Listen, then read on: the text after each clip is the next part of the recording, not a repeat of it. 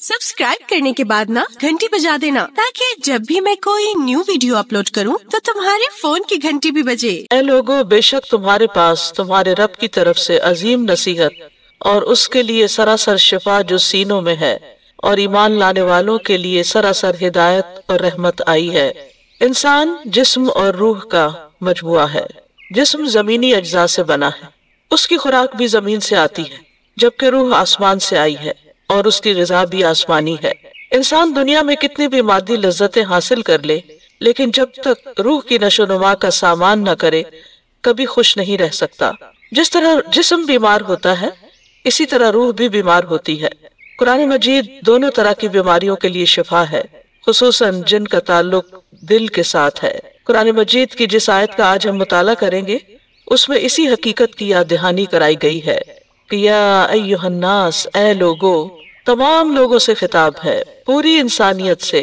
और खिताब करने वाला कौन है? अल्लाह रब्बुल इज्जत, जो तमाम बादशाहों का बादशाह है। क्या फरमा रहा है? क़द जाअतकुम, तहकीक तुम्हारे पास आ चुकी है। क्या आ चुकी है? मौइज़तुन, एक नसीहत आ चुकी है। कहाँ से आई है? मिर रब्बिकुम, तुम्हारे ही रब की तरफ से आई है, यानी किसी और की तरफ से नहीं, उसकी तरफ से जिसने तुम्हें पैदा किया है, जो तुम्हारा खालिक व मालिक है। वह शिफाउल लिमा फिस सुदूर, और वो शिफा भी है जो सीनों में है, दिलों में है। जो इंसान के अंदर घुटन है, तंगी है, तकलीफ है, उसका इलाज भी है इस कुरान में। वह हुदन, और हिदायत भी है, वह रहमतुन, और रहमत भी, लेकिन किसके लिए? लिल मुमिनीन, मोमिनों के लिए। नसीहत और शिफा तो पूरी इंसानियत के लिए है, और हिदायत और रहमत उसके लिए है जो ईमान लाए। तो खिताब ये किया जा रहा है कि ऐ लोगों, तुम्हारे पास कुरान आ चुका है जो तुम्हारे दिलों को नरम करता है। मौइज़त वो वाज होता है जो दिलों को नरम कर दे, और इसकी वजह से तुम्हारे अहवाल की इस्लाह होती रहती है, और ये तुम्हारे पास तुम्हारे रब की तरफ से उतारा हुआ है। यहाँ पर कुरान मजीद की 4 सिफात बयान हुई हैं, और इसकी ये खास खुसूसियात है कि ये नसीहत है, शिफा है, हिदायत है और रहमत है। सबसे पहले मौइज़त, नसीहत। मौइज़त ऐसी नसीहत को कहते हैं जो इंसान की तवज्जो दुनिया की मशगूलियत से हटाकर अल्लाह की याद और आखिरत के दिन की तरफ मुतवज्जे करे, और इससे दिलों में रिक्कत, दुनिया से बेरग़बती और आखिरत से लगाव पैदा हो। तो कुरान पढ़ने वाले फिर इन सिफात के हामिल होते हैं कि उनके दिल नरम हो जाते हैं अल्लाह की याद से, अल्लाह के इस कलाम से। दुनिया के मुकाबले में वो आखिरत को तरजीह देने लगते हैं, और उन कामों से उनकी दिलचस्पी बढ़ जाती है जो उनकी आखिरत में ज्यादा फायदामंद होते हैं। दूसरी चीज है शिफा, व शिफाउल लिमा फिस सुदूर, कि सीनों के अंदर जो भी बीमारियां हैं, मसलन शिर्क है, निफाक है, हसद है, बुग़्ज़ है, खुदगर्जी है, बुखल है, लालच है, इन तमाम चीजों को दूर करता है कुरान। यानी जो शख्स कुरान पढ़ने का हक अदा करता है, उस पर अमल करता है, उसके दिल से ये बीमारियां दूर हो जाती हैं जो खुद इंसान ही के लिए तकलीफ का बायस होती हैं। तीसरी चीज वहुदन और हिदायत, यानी ये कुरान इंसान की जिंदगी के तमाम शोबों में उसकी पूरी रहनुमाई करता है। वो फर्द के हुकूक के बारे में भी बताता है, वो माशरे के बारे में भी बताता है, और इससे ये कि हर एक के दायराकार के बाद, हर एक का दायराकार पता चलने के बाद फिर एक दूसरे के हुकूक महफूज हो जाते हैं, किसी पर ज्यादती नहीं होती। और चौथी चीज है वह रहमतुल लिल मुमिनीन, मोमिनों के लिए रहमत है, यानी दुनिया में भी बाइस रहमत है और आखिरत में भी बाइस रहमत है। तो बहरहाल कुरान शिफा भी है, हिदायत भी है, रहमत भी है, और अपने रब की तरफ से एक बहुत बड़ा तोहफा है उन लोगों के लिए जो इसे कबूल करने वाले हों। कुरान मजीद की दीगर आयात से भी पता चलता है कि कुरान शिफा और रहमत है।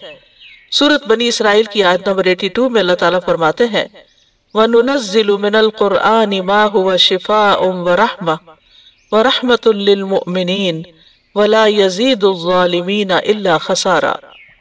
और हम कुरान में जो कुछ नाजिल करते हैं वो मोमिनों के लिए तो शिफा और रहमत है, मगर जालिमों के खसारे ही में इजाफा करता है। मुजाहिद और कतादा कहते हैं جو بھی قرآن کے ساتھ مجلس اختیار کرتا ہے تو جب وہ اٹھ کر جاتا ہے تو یا وہ اضافے کے ساتھ اٹھتا ہے یا کمی کے ساتھ اٹھتا ہے۔ یہ اللہ کا وہ فیصلہ ہے جو اس نے کیا ہے کہ یہ ایمان والوں کے لیے سراسر شفا اور رحمت ہے، یعنی جس کے اندر جتنا ایمان ہوگا اتنا ہی وہ اس قرآن سے فائدہ اٹھائے گا، اور جس کے اندر ایمان کی کمی ہوگی، جو اپنی جان پر ظلم کرنے والا ہوگا، اس کو نہ تو قرآن سے کوئی دلچسپی ہوگی، اور اگر وہ قرآن کی مجلس میں بیٹھے بھی، قرآن پڑھے بھی، سمجھے بھی، تو فائدے کی بجائے اس کو نقصان ہی ہوگا، کیونکہ اس کے اندر کے وساوس اس کو اللہ سے اور اس کی کتاب سے اور دور کر دیں گے۔ سورۃ فصلت میں آتا ہے کہ قرآن مومن کے لیے شفا اور ہدایت اور غیر مومن کے لیے بوجھ ہے۔ بنی اسرائیل میں خسارے کا لفظ تھا، یہاں بوجھ کا لفظ ہے۔ قُلْ هُوَ لِلَّذِينَ آمَنُوا هُدًى وَشِفَاءٌ وَالَّذِينَ لَا يُؤْمِنُونَ فِي آذَانِهِمْ وَقْرٌ وَهُوَ عَلَيْهِمْ عَمًى، کہہ دیجئے یہ قرآن ان لوگوں کے لیے جو ایمان لائے ہدایت اور شفا ہے، اور وہ لوگ جو ایمان نہیں لاتے ان کے کانوں میں بوجھ ہے اور یہ ان کے حق میں اندھا ہونے کا باعث ہے۔ تو اس بات سے ڈرنے کی ضرورت ہے کہ اس کتاب سے انسان ہدایت ہی پائے، کہیں ایسا نہ ہو کہ اگر اس کا حق ادا نہ کیا جائے تو یہ الٹا ہمارے خلاف حجت بنے اور بوجھ بنے اور پھر ہم حق کی بات سے دور ہوں۔ تو یا ایہا الناس قد جاءتکم موعظۃ من ربکم، تو اس سے یہ پتہ چلتا ہے کہ قرآن میں ہمارے لیے بہت سی نصیحتیں ہیں، اور لیکن یہ نصیحت کس کے لیے ہے؟ جو اس کو سمجھ کر پڑھتا ہے، اس کے معنی کو جان لیتا ہے اور نصیحت کی غرض سے پڑھتا ہے، نصیحت حاصل کرنے کے لیے پڑھتا ہے، کیونکہ قرآن پڑھنے کے کئی مقاصد ہو سکتے ہیں نا۔ تو جو شخص اس کو ہدایت کے لیے اور نصیحت کے لیے پڑھتا ہے تو اللہ سبحانہ وتعالیٰ اس کو عطا فرماتے ہیں۔ واعظ میں عام طور پر بندے کو کچھ چیزوں کی رغبت دلائی جاتی ہے، کچھ چیزوں سے ڈرایا بھی جاتا ہے۔ تو ایک واعظ جو ہوتا ہے وہ ایک ڈاکٹر کی طرح ہوتا ہے، جو مریض کو کچھ چیزوں کے استعمال کا حکم دیتا ہے اور کچھ چیزوں کے استعمال سے روکتا ہے۔ تو قرآن بھی بہت سی چیزوں سے ہمیں روکتا ہے، یعنی اس کا واعظ کیا ہے کہ کچھ چیزوں سے وہ ہمیں روکتا ہے اور کچھ چیزوں کا ہمیں حکم دیتا ہے۔ قرآن کن کن چیزوں سے روکتا ہے؟ مثلا فواحش اور منکرات سے روکتا ہے، ظلم اور زیادتی سے روکتا ہے، اور پھر قرآن کو ذکر بھی کہا گیا ہے۔ جیسے واعظ میں یا نصیحت میں ایک یاد دہانی ہوتی ہے، تو واعظ کا ایک اور لفظ جو ہے وہ ذکر بھی ہے، اِنَّا نَحْنُ نَزَّلْنَا الذِّكْرَ وَإِنَّا لَهُ لَحَافِظُونَ، کہ ہم ہی اس نصیحت کو نازل کرنے والے اور ہم ہی اس کی ضرور حفاظت کریں گے۔ اور ایک اور جگہ پر آتا ہے وَلَقَدْ يَسَّرْنَا الْقُرْآنَ لِلذِّكْرِ فَهَلْ مِن مُدَّكِرٍ، کہ قرآن کو ہم نے نصیحت کے لیے آسان کیا ہے، تو کیا ہے کوئی جو نصیحت حاصل کرے؟ ابن قیم کہتے ہیں کہ قرآن کا نصیحت کے لیے آسان ہونا کئی اقسام پر مشتمل ہے۔ نمبر 1، اس کے الفاظ کو حفظ کے لیے آسان کیا ہے۔ نمبر 2، اس کے معنی کو فہم کے لیے آسان کیا ہے۔ نمبر 3، اس کے اوامر و منہیات پر عمل کرنے کے لیے اس کو آسان بنایا ہے۔ پھر یہ ہے کہ یہ قرآن تمام جہان والوں کے لیے ایک نصیحت ہے، ان ہوا الا ذکر للعالمین۔ پھر یہ کہ عقل والے اس سے نصیحت پکڑتے نہیں، ہے تو سب جہان والوں کے لیے ایک نصیحت، لیکن نصیحت حاصل کون کرتا ہے؟ جو عقل رکھتا ہو۔ سورۃ صاد میں آتا ہے کتاب انزلناہ الیک مبارک لیدبروا آیاتہ ولیتذکر اولو الالباب، جو کتاب ہم نے آپ کی طرف نازل کی ہے بڑی برکت والی ہے تاکہ لوگ اس کی آیات میں غور و فکر کریں اور اہل عقل اس سے سبق حاصل کریں۔ سورۃ یاسین میں آتا ہے ان ہوا الا ذکر وقرآن مبین لینذر من کان حیا، کہ وہ تو سراسر نصیحت اور واضح قرآن کے سوا کچھ نہیں تاکہ اسے ڈرائے جو زندہ ہو، یعنی یہ قرآن اس کو خبردار کرتا ہے جس کا دل زندہ ہو۔ تو ابن قیم کہتے ہیں کہ لوگوں کی 3 قسمیں ہیں، ایک وہ جس کا دل مر چکا ہے، یعنی جس کا کوئی دل ہی نہیں، تو یہ قرآن اس کے حق میں نصیحت نہیں بنتا۔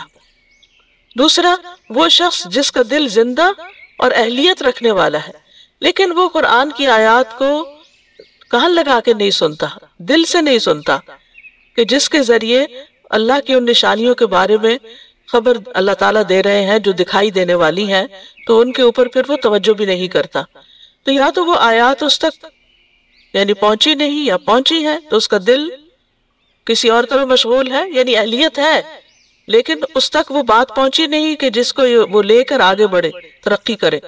تو پھر دوسری صورت یہ ہے کہ پہنچ گئی اور وہ توجہ نہیں کر رہا، دل غیر حاضر ہے. یعنی ایک وہ جس کا دل حاضر ہے، دوسرا وہ جس کا دل غیر حاضر ہے، اس کو بھی نصیحت نہیں ہوتی حالانکہ اس میں اہلیت موجود ہوتی ہے. اور تیسرا وہ شخص ہے جس کا دل بھی زندہ ہے اور اہلیت بھی رکھتا ہے، اور جب اس پر آیات تلاوت کی جاتی ہیں تو وہ اپنے کان لگاتا ہے اور اپنے دل کو حاضر کرتا ہے، اور جو کچھ وہ سن رہا ہوتا ہے وہ اسی کی طرف متوجہ ہوتا ہے، ادھر ادھر نہیں اس کا دل بھٹکتا. تو اس قسم کے لوگ جو ہوتے ہیں وہی دراصل ان آیات سے بھی فائدہ اٹھاتے ہیں جو تلاوت کی جاتی ہیں، اور ان آیات سے بھی فائدہ اٹھاتے ہیں جو مشاہدے سے تعلق رکھتی ہیں، جیسے پہاڑ، آسمان، زمین وغیرہ. پھر اسی طرح یہ ہے کہ اس سے یہ بھی پتہ چلتا ہے کہ جو علم حاصل کرتا ہے اور توجہ سے حاصل کرتا ہے وہی اس قرآن سے فائدہ اٹھاتا ہے. وَتِلْكَ الْأَمْثَالُ نَضْرِبُهَا لِلنَّاسِ وَمَا يَعْقِلُهَا إِلَّا الْعَالِمُونَ. یہ مثالیں جو ہم لوگوں کے لیے بیان کرتے ہیں انہیں صرف جاننے والے ہی سمجھتے ہیں. ابن قیم کہتے ہیں کہ جو کوئی قرآن سے رہنمائی حاصل کرنا چاہتا ہے اسے چاہیے کہ قرآن میں غور اور فکر تک اور تدبر کرے. ابن تیمیہ بھی یہی کہتے ہیں کہ جو کوئی رہنمائی حاصل کرنے کے لیے قرآن میں تدبر کرتا ہے تو حق کا راستہ اس پر واضح ہو جاتا ہے. اور انہوں نے 2 شرائط بتائی ہیں کہ تدبر اور ہدایت کی تلاش ہو تب انسان کو نصیحت حاصل ہوتی ہے. یعنی کچھ لوگ تدبر تو کرتے ہیں لیکن ان کا مقصد صرف باتیں کرنا ہے یا اس میں غور و فکر کرنا ہے یا اس کے نئے نئے پہلو نکالنا ہے، لیکن وہ عمل کی نیت سے نہیں لیتے اس کو. وہ محض قرآن کے معنی جاننا چاہتے ہیں، اس سے ہدایت حاصل نہیں کرنا چاہتے اور اس کو اپنے لیے مشعل راہ نہیں بنانا چاہتے کہ جس کی روشنی میں پھر وہ سیدھے راستے پہ چل سکے. تو جب آپ قرآن میں غور کریں، تدبر کریں تو ساتھ ہی اس سے ہدایت کی نظر سے پڑھیں، یعنی وہ تدبر ہدایت کی نظر سے ہو اور پھر اس کو اپنے لیے مشعل راہ بنایا جائے تو اس طرح انشاءاللہ ہدایت ملے گی. قرآن مجید کے نصیحت کے انداز کیا ہیں؟ اس میں نمبر 1 خوشخبری دینا، نمبر 2 ڈرانا. یعنی نصیحت کے لیے وہ خوشخبری بھی دیتا ہے اور ڈراتا بھی. اور آپ یہ غور کریں گے قرآن پڑھتے ہوئے کہ جہاں خوشخبری کی بات آئی ہے وہاں عذاب کی بات بھی آئی ہے، اور جہاں کہیں عذاب کی بات آئی ہے وہاں خوشخبری کی بات بھی آئی ہے. پھر قرآن کا جو اسلوب ہے اس میں سوال بہت ہے، اس کو اسلوب استفہام کہتے ہیں کہ سوال کر کے لوگوں کے ذہن کو سوچنے کے لیے مجبور کیا گیا ہے کہ انسان غور و فکر کرے. مثلا قرآن مجید میں آتا ہے افلا تعقلون، افلا تتفکرون، افلا تتذکرون. کیا تم سمجھتے نہیں؟ کیا تم غور نہیں کرتے؟ کیا تم نصیحت حاصل نہیں کرتے؟ اسی طرح قرآن واقعات کے ذریعے نصیحت کرتا ہے، واقعات کے ذریعے. یعنی اوپر ہم نے جو مین آیت پڑھی اس میں آیا نا کہ یہ تمہارے پاس ایک نصیحت آ گئی ہے، تو نصیحت کس کس انداز میں؟ ڈرا کے، خوشخبری دے کے بھی، سوال کر کے بھی، اور واقعات سنا کے بھی. یعنی پچھلی قوموں کے جو حالات ہیں وَكُلًّا نَقُصُّ عَلَيْكَ مِنْ أَنْبَاءِ الرُّسُلِ مَا نُثَبِّتُ بِهِ فُؤَادَكَ وَجَاءَكَ فِي هَٰذِهِ الْحَقُّ وَمَوْعِظَةٌ وَذِكْرَىٰ لِلْمُؤْمِنِينَ. اور ہم رسولوں کی خبروں میں سے ہر وہ چیز تجھ سے بیان کرتے ہیں جس کے ساتھ ہم آپ کے دل کو ثابت رکھتے ہیں، اور آپ کے پاس ان میں حق اور مومنوں کے لیے نصیحت اور یاد دہانی آ گئی ہے. اور پھر اولین و آخرین کی خبر دے کر، یعنی قوموں کے واقعات بھی. تو عبداللہ بن مسعود کہتے ہیں کہ جو شخص علم حاصل کرنا چاہتا ہے اسے چاہیے کہ قرآن میں غور و فکر کرے، اس لیے کہ اس میں پہلے اور پچھلے تمام علوم موجود ہیں. یعنی ہر دور کے مطابق یہ قرآن نصیحت کرتا ہے. دوسری صفت جو اس قرآن کی اس آیت میں بتائی گئی ہے وہ ہے وَشِفَاءٌ لِمَا فِی الصُّدُورِ. یہ قرآن میں شفا ہے. ابن قیم کہتے ہیں قرآن سینے کی بیماریوں کے لیے شفا ہے. یہ ان وسوسوں، خیالات اور فاسد ارادوں کو ختم کر دیتا ہے جو شیطان دل میں ڈالتا ہے. اور سینے کو خاص کرنے کی وجہ کیا ہے؟ کیونکہ یہ دل اور دیگر اعضاء کا مقام ہے. یعنی سارے اعضاء ہمارے دل کے ساتھ ہی جڑے ہوئے ہیں. اگر دل کو کوئی تکلیف پہنچتی ہے تو سارے اعضاء متاثر ہوتے ہیں.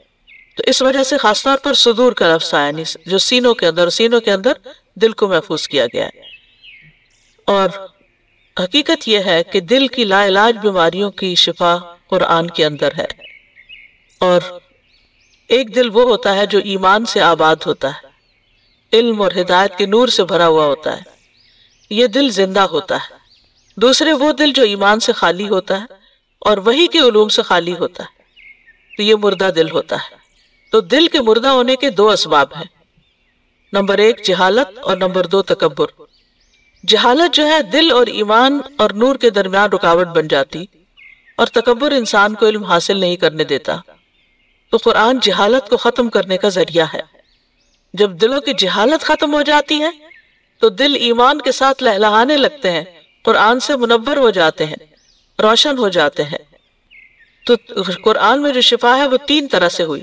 ایک یہ کہ گمراہی سے شفا، کیونکہ اس میں ہدایت ہے۔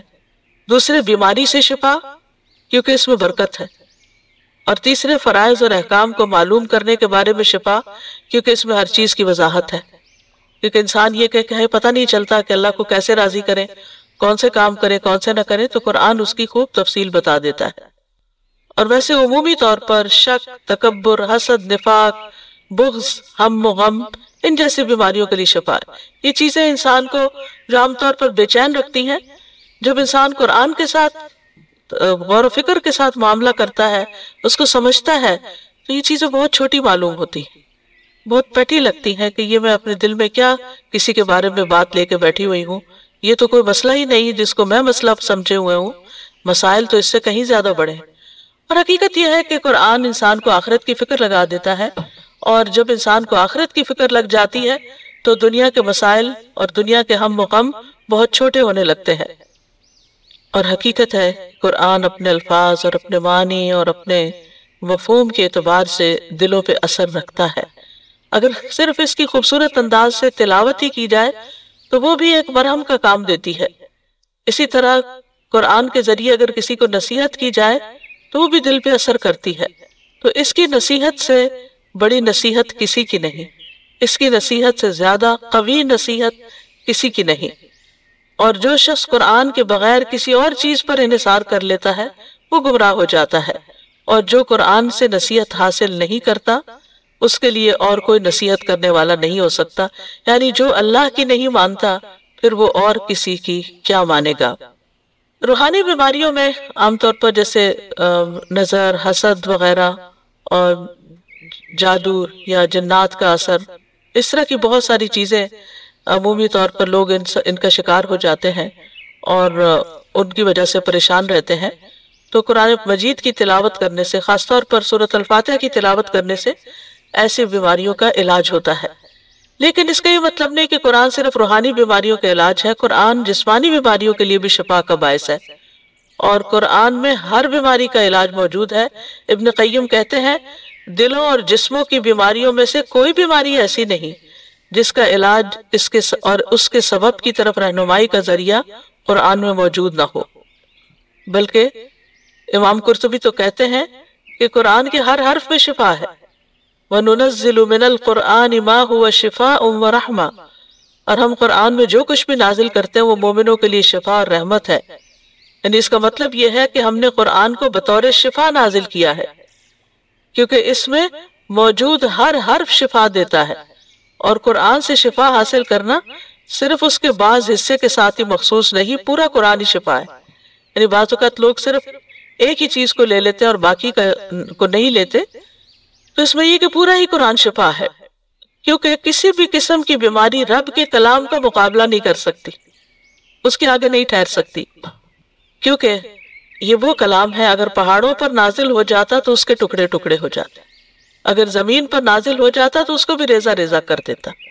لیکن اس کے لیے انسان کو یقین چاہیے کہ یقینی طور پر شفا قرآن کے اندر ہے، یعنی اس سے شفا کی اہلیت نہیں رکھتا کوئی مگر یہ کہ جس کو یہ توفیق ہو کہ وہ اس پر یقین کرے کہ یہ اللہ کا کلام ہے اور اس کے مقابلے میں کوئی بھی چیز ٹھہرتی نہیں، اور قرآن کے علاوہ کسی دوسرے کلام میں شفا نہیں کہ اگر کوئی شعر و شاعری میں شفا ہے یا اور کسی کے کلام میں، تو ایسا نہیں۔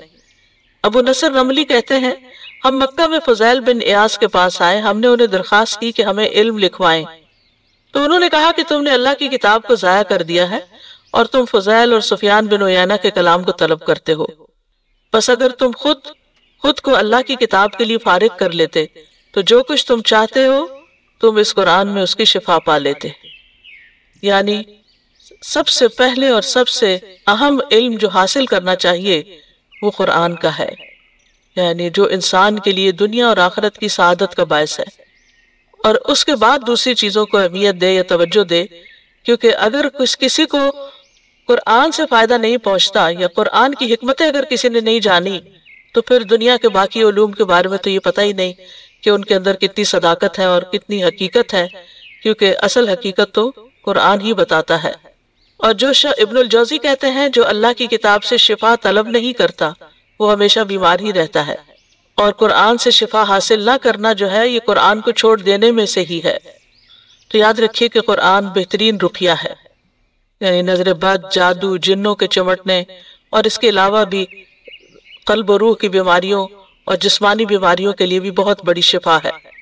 حضرت عائشہ سے مروی ہے کہ ایک عورت کہ رسول اللہ صلی اللہ علیہ وسلم ان کے پاس تشریف لائے تو ایک عورت ان کا علاج کر رہی تھی یا ان کو دم کر رہی تھی، تو آپ نے فرمایا کتاب اللہ یعنی قرآن مجید کے ساتھ اس کو دم کرو، اس کا علاج کرو۔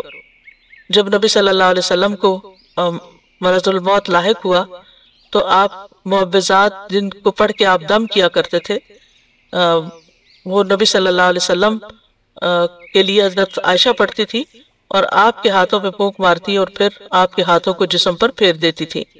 پھر اسی طرح یہ ہے کہ قرآن کے کچھ حصے جو ہیں جیسے سورۃ الفاتحہ ہے تو اس کا نام بھی الشفا ہے، یعنی سورۃ فاتحہ خاص طور پر شفا دینے والی، کیونکہ اس میں اللہ سبحانہ وتعالیٰ سے مدد مانگی جاتی ہے، ایاک نعبد و ایاک نستعین۔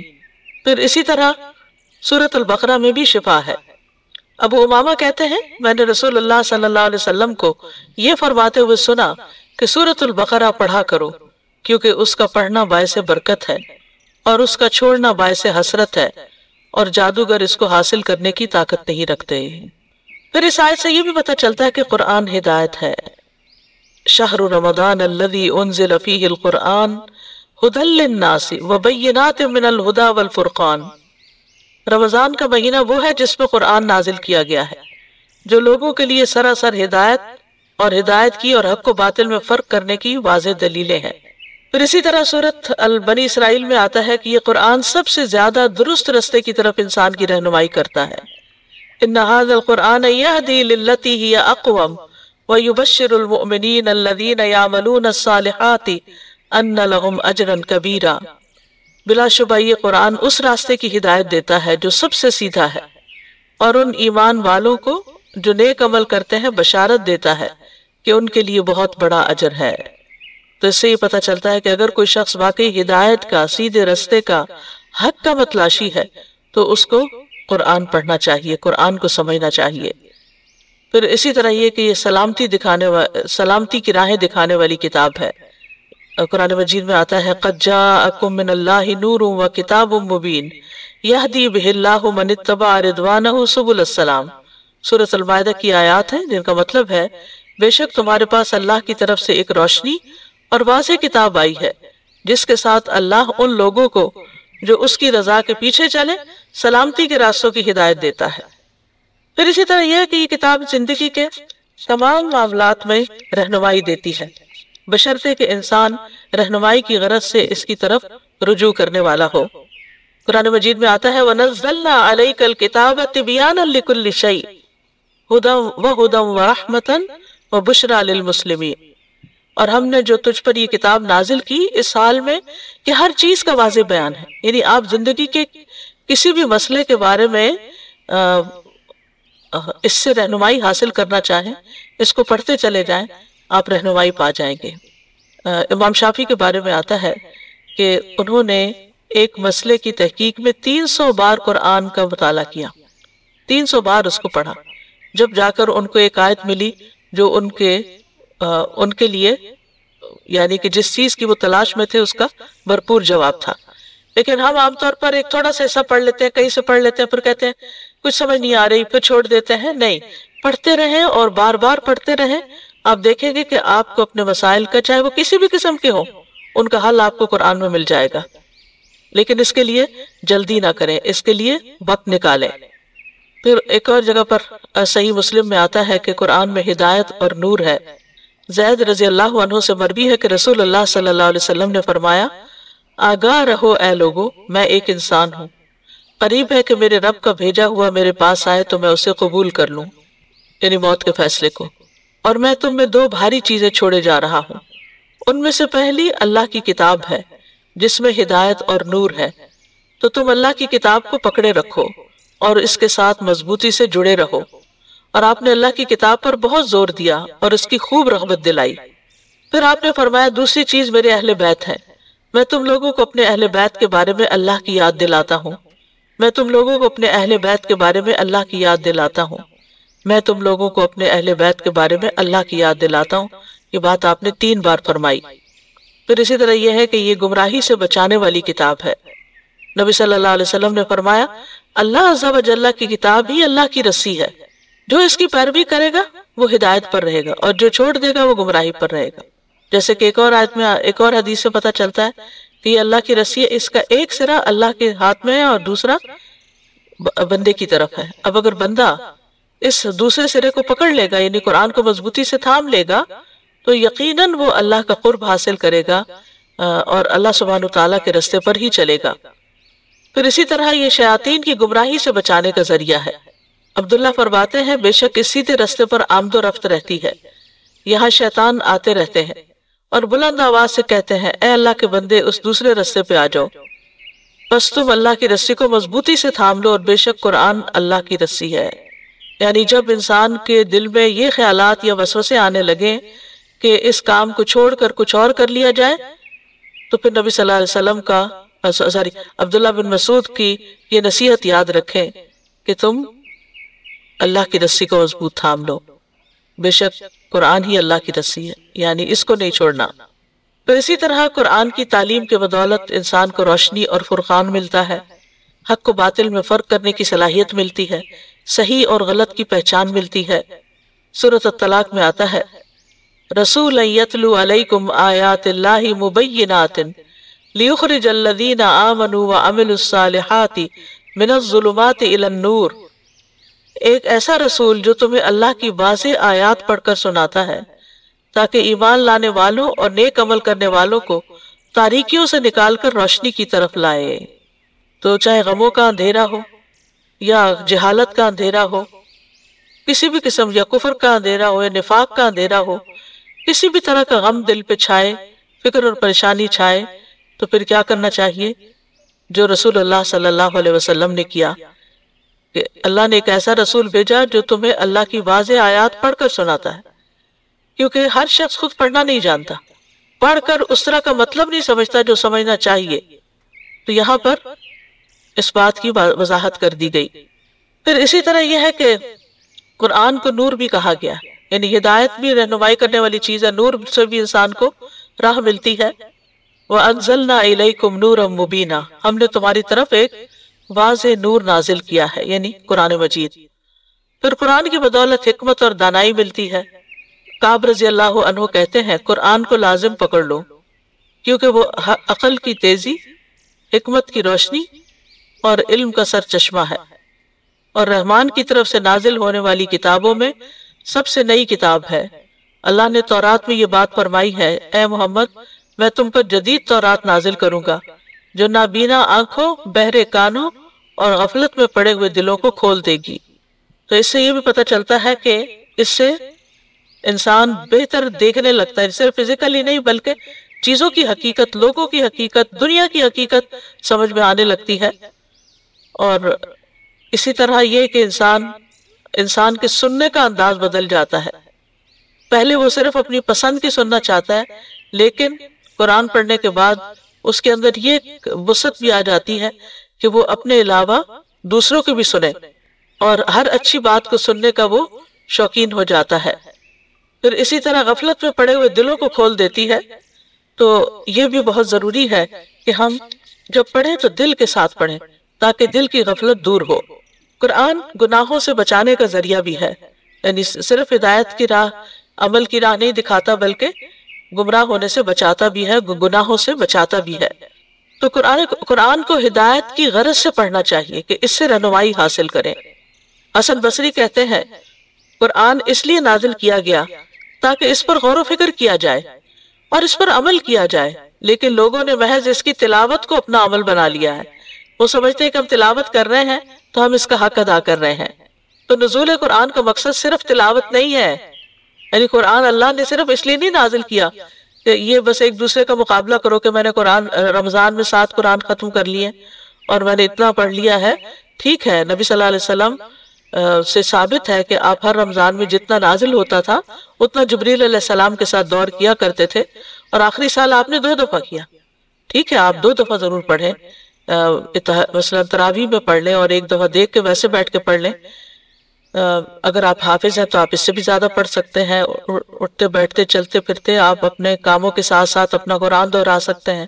خوش قسمت ہے وہ لوگ جن کو اللہ نے یہ صلاحیت بخشی ہے۔ لیکن یہ یاد رکھا جائے کہ قرآن صرف تلاوت کے لیے نہیں آیا کہ ہم اسی کے ہو کر رہ جائیں یا اسی میں ہی کھو جائیں۔ قرآن تو ہمیں ہدایت دینے کے لیے آیا۔ سب سے پہلی آیت جو قرآن کا تعارف کرواتی ہے ذالک الکتاب لا ریب فیہ ھدی للمتقین، کہ یہ کتاب جس میں کوئی شک نہیں متقین کے لیے ہدایت ہے، یعنی یہ آئی ہی ہدایت دینے کے لیے، راہ دکھانے کے لیے، رہنمائی کرنے کے لیے، صحیح اور غلط کا فرق بتانے کے لیے۔ اور پھر جتنا انسان اس پہ تدبر کرتا جاتا ہے اتنا ہی اس کو رہنمائی بہتر طور پر ملتی جاتی ہے، کیونکہ قرآن پر تدبر سے ہی ہدایت ملتی ہے۔ ابن تیمیہ کہتے ہیں من تدبر القرآن طالب الہدی منہ تبین لہ طریق الحق، جو ہدایت کی غرض سے، ہدایت کی نیت سے قرآن میں تدبر کرتا ہے اس کے لیے حق کا راستہ واضح ہو جاتا ہے، اور جو تدبر نہ کرے ان کی مذمت بھی کی گئی ہے۔ افلا یتدبرون القرآن ام علی قلوب اقفالھا، تو کیا یہ لوگ قرآن میں غور و فکر نہیں کرتے یا ان کے دلوں پہ تالے پڑے ہوئے ہیں؟ تو بعض لوگوں کو ہو سکتا ہے تدبر کا معنی نہ آتا ہو۔ تدبر کا مطلب غور و فکر کرنا ہوتا ہے، یعنی پے در پے اس کو پڑھنا ہوتا ہے، ریپیٹیشن کرنی ہوتی ہے، اور اس کے مفہوم اور معنی کو مختلف جگہوں سے دیکھ کر تفسیریں پڑھ کر اس کو بتانا ہوتا ہے، خود بھی اور دوسروں کو بھی۔ پھر قرآن کی محض تلاوت کرنے اور اس پر عمل نہ کرنے والے کی سزا بھی ہے، یعنی ہم سمجھتے ہیں کہ ہم تلاوت کر کے یا صرف پڑھ کے یا دوسروں کو پڑھا کے کامیاب ہو گئے اور یہی کام رہ گیا دنیا میں، تو ایسا نہیں ہے، کیونکہ اگر ہمارا اپنا عمل اس کے مطابق نہیں ہوتا تو بہت سخت وعید ہے۔ رسول اللہ صلی اللہ علیہ وسلم نے فرمایا میں معراج کی رات ایسے لوگوں پر گیا جن کے ہونٹ آگ کی کینچیوں سے کاٹے جا رہے تھے، جب بھی وہ کاٹے جاتے تو وہ مکمل ہو جاتے۔ میں نے پوچھا جبریل یہ کون لوگ ہیں؟ انہوں نے کہا یہ آپ کی امت کے وہ خطیب ہیں جو وہ بات کہتے تھے جو خود نہیں کرتے تھے۔ بعض اوقات ہم چیز فارورڈ پہ فارورڈ کرتے چلے جاتے ہیں لیکن یہ نہیں سوچتے کہ اس پر ہم نے خود بھی عمل کیا یا نہیں، یا وہ ہمیں سمجھ بھی آئی یا نہیں۔ پھر اسی طرح یہ ہے کہ اگر کوئی شخص اس سے منہ موڑتا ہے، تکبر کر کے اس پر اڑا رہتا ہے، گویا اس نے کچھ سنا ہی نہیں، تو قرآن میں آتا ہے فَبَشِّرْهُ بِعَذَابٍ أَلِيمٍ، اس کو دردناک عذاب کی بشارت دے دو۔ یعنی اگر وہ غور و فکر نہیں کرتا اور آیات سنتا ہے، تکبر کرتے ہوئے اپنے مرضی اور اپنی خیالات پہ اڑا رہتا ہے، تو پھر اس کے لیے عذاب کی بشارت ہے۔ پھر اسی طرح قرآن سے غفلت برتنے والے کی سزا ایک حدیث میں نبی صلی اللہ علیہ وسلم بتاتے ہیں کہ خواب میں آپ نے دیکھا کہ ایک شخص جس کا سر پتھر سے کچلا جا رہا تھا وہ قرآن کا حافظ تھا، مگر وہ اس قرآن سے غافل ہو گیا اور فرض نماز پڑھے بغیر سو جایا کرتا تھا۔ اور چوتھی صفت اس کتاب کی ہے وَرَحْمَةٌ لِّلْمُؤْمِنِينَ، یہ قرآن رحمت ہے مومنوں کے لیے۔ رحمت سے مراد وہ بھلائی، احسان، دنیاوی اور اخروی ثواب ہے جو ہدایت یافتہ انسان کو حاصل ہوتا ہے۔ یعنی قرآن رحمت ہے، اور یہ رحمت کس کو حاصل ہوتی ہے؟ جو ہدایت پر ہوتا ہے۔ تو معلوم ہوتا ہے کہ ہدایت بہترین وسیلہ ہے اور رحمت مطلوب ہے، اور صرف اس کی طرف صرف اہل ایمان ہی کو رہنمائی حاصل ہوتی ہے، اور اہل ایمان ہی اس کی رحمت سے نوازے جاتے ہیں، اور یہ ایمان والوں کے لیے ہی ہدایت اور رحمت ہے۔ قرآن مجید میں آتا ہے وَهُدًى وَرَحْمَةٌ لِّلْمُؤْمِنِينَ، اور پھر جو اس قرآن کا انکار کرتا ہے تو یہ قرآن ان کے اندھے پن کا سبب بن جاتا ہے، اور اس کے ساتھ کفر کرنے کی سزا آگ ہمیشہ کی بھڑکتی ہوئی آگ ہو جاتی ہے۔ اسی لیے کہا کہ یہ ایمان والوں کے لیے رحمت ہے، جو ایمان نہیں لاتے اس پر ان کے لیے رحمت نہیں بنتی بلکہ اندھے پن کا سبب بنتی ہے۔ پھر اسی طرح جو لوگ اس کتاب کو تھام لے وہ اللہ کی رحمت میں داخل ہوں گے۔ سورۃ النساء میں اللہ تعالیٰ فرماتے ہیں یا ایھا الناس قد جاءکم برہان من ربکم وانزلنا الیکم نورا مبینا فاما الذین آمنوا باللہ واعتصموا بہ فسیدخلہم فی رحمت منہ وفضل ویہدیہم الیہ صراطا مستقیما۔ اے لوگو اے لوگو بے شک تمہارے پاس تمہارے رب کی طرف سے ایک واضح دلیل آ چکی ہے، اور ہم نے تمہاری طرف ایک واضح نور نازل کیا ہے، تو جو لوگ اللہ پر ایمان لائے اور اسے مضبوطی سے تھام لیا تو ان قریب وہ انہیں اپنی خاص رحمت اور فضل میں داخل کرے گا اور انہیں اپنی طرف آنے کی رہنمائی عطا کرے گا۔ تو اس سے بھی یہ بات پتہ چلتی ہے، اس آیت سے بھی یہ بات پتہ چلتی ہے کہ اللہ تعالیٰ کی رحمت اور فضل حاصل کرنے کے لیے ایمان لا کر اس کتاب کو مضبوطی سے تھامنا ضروری ہے۔ اور مضبوطی کا مطلب یہ نہیں کہ بس جکڑ پکڑ کے رکھے اس کو، مطلب یہ کہ اس کے ساتھ اسٹرانگ کنیکشن ہو ہمارا۔ پھر اسی طرح جب تلاوت قرآن ہوتی ہے گھروں میں تو اس وقت فرشتے اس گھر کو ڈھانپ لیتے ہیں، ان گھروں کو ڈھانپ لیتے ہیں، جیسا کہ اس حدیث میں آتا ہے جو لوگ اللہ کے گھروں میں سے کسی گھر میں اللہ کی کتاب کی تلاوت کرتے ہیں اور اس کی تعلیم میں مصروف ہوتے ہیں، ان پر سکینت نازل ہوتی ہے اور رحمت انہیں ڈھانپ لیتی ہے اور فرشتے انہیں گھیر لیتے ہیں، اور اللہ ان کا ذکر اپنے پاس موجود فرشتوں میں کرتا ہے، گھروں سے شیاطین بھاگ جاتے ہیں۔ اس کی بدولت جان اور مال اور اولاد میں برکت ہوتی ہے۔ اللہ تعالیٰ اس کے ذریعے کچھ لوگوں کے درجات بلند کرتا ہے، دنیا میں بھی عزت عطا کرتا ہے اور آخرت میں بھی۔ امام ابراہیم مقدسی اپنے شاگرد عباس بن عبد الدائم کو کہا کرتے تھے قرآن کی تلاوت کثرت سے کرو اور اسے ترک نہ کرو، تو جو تم طلب کرنا چاہتے ہو وہ تمہارے لیے اتنا ہی آسان ہو جائے گا جتنا تم قرات کرو گے۔ یعنی کسی مقصد کے لیے آپ اگر پڑھتے ہیں تو جتنا آپ پڑھتے جاتے ہیں اور دل کی حضوری بھی ہوتی ہے تو اتنا ہی آپ کا مسئلہ جلد حل ہوتا ہے۔ پھر اسی طرح یہ ہے کہ دنیا اور آخرت میں نجات ملتی ہے، بے پناہ اجر ملتا ہے، اور آخرت میں خاص طور پر قبر کے عذاب سے حفاظت کا ذریعہ ہے۔ قیامت کے دن قرآن انسانی شکل میں آئے گا، اور جس کا رنگ اڑا ہوا ہوگا وہ کہے گا میں ہی وہی ہوں، میں وہی ہوں جس نے تجھے بیدار رکھا، اور یعنی جس نے تجھے رات میں بیدار رکھا، یعنی تہجد یا تلاوت تراویح وغیرہ کے لیے، اور دن میں تجھے پیاسا رکھا۔ قیامت کے دن قرآن سفارشی بن کر آئے گا، بندے پر سایہ کرے گا، انسان کے لیے گواہی دینے والا ہوگا، قاری قرآن کے لیے عزت کا تاج اور اللہ کی رضامندی نازل ہوگی، والدین کے سر پر نور کا تاج پہنایا جائے گا، قرآن پڑھنے والوں کا جنت میں بہترین مقام ہوگا، اور جب سب لوگ وہاں چلے جائیں گے اور کسی کو کوئی شکایت نہیں رہے گی اور سب خوش ہو جائیں گے، تو پھر اس کے بعد ہمیشہ ہمیشہ کی زندگی کے لیے نعمتیں ہی نعمتیں ہوگی اس کے لیے۔ تو اللہ تعالیٰ سے دعا کرتے ہیں کہ اللہ تعالیٰ ہمیں بھی ہدایت اور رحمت عطا فرمائے۔ ربنا لا تزغ قلوبنا بعد اذ ہدیتنا وہب لنا من لدنک رحمہ انک انت الوہاب۔ پھر اسی طرح اللہم اہدنی فیمن ہدیت۔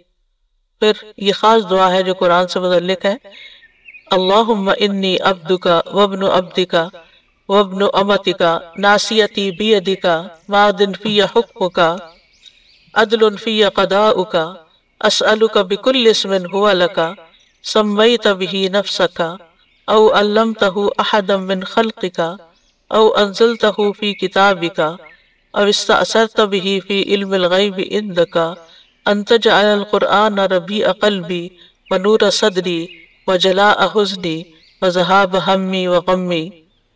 یہ دعا جو ہے انسان کا رنج و غم بھی دور کرتی ہے اور قرآن کو سینے کی بہار بنا دیتی ہے۔ آپ بھی آزما کر دیکھیے، بہت فائدہ مند دعا ہے۔ تو کرنے کے کام یہ ہے کہ قرآن سے زیادہ تعلق جوڑنا چاہیے، اللہ کے خاص بندے بننا چاہیے، کیونکہ قرآن والے ہی اللہ کے خاص بندے ہیں۔ قرآن سنتے وقت سوچ، عقل، دل کو حاضر رکھیں۔ پھر اسی طرح قرآن سنتے وقت عبرت اور نصیحت حاصل کریں۔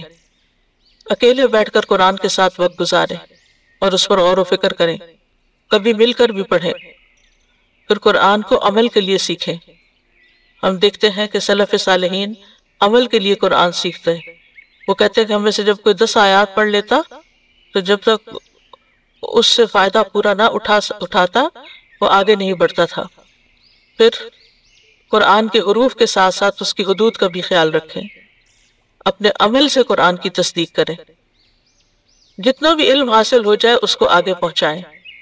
قرآن کو آگے سکھانے کا بہت زیادہ ثواب ہے۔ نبی صلی اللہ علیہ وسلم نے فرمایا، جس نے اللہ عز و جل کی کتاب کی ایک آیت بھی سکھائی، جب تک اس کی تلاوت کی جائے گی اس کو اس کا ثواب ہوگا۔ قرآن پڑھ کر سنگ دل نہ بنیں، اپنے اندر نرمی پیدا کریں۔ تو بہرحال یہ تھی قرآن کی صفات جو اس آیت نمبر 57 سورۃ یونس میں بتائی گئی۔ اللہ تعالیٰ سے دعا ہے کہ اللہ تعالیٰ واقعی ہمارے لیے اس کتاب کو نصیحت، شفا اور ہدایت اور رحمت بنا دے۔ اللہ ہمیں ایمان کی بلندیاں نصیب فرمائے۔ وآخر دعوانا ان الحمد للہ رب العالمین۔ سبحانک اللہم وبحمدک، اشہد ان لا الہ الا انت، استغفرک واتوب الیک۔ السلام علیکم ورحمۃ اللہ وبرکاتہ۔